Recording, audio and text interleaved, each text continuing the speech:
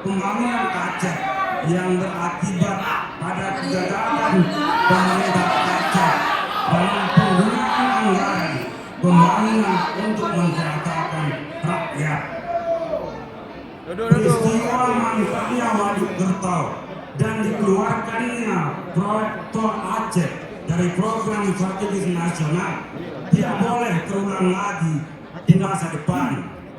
Hal ini dikarenakan ketidakmampuan dalam bersinergi dengan pemerintah pusat.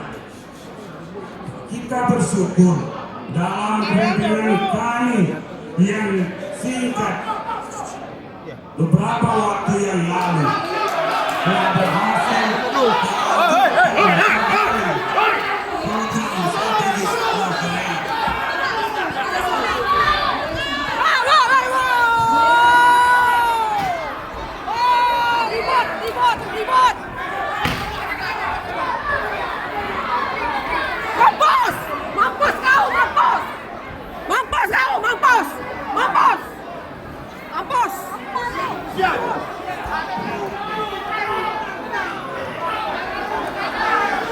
Bungkus soalnya.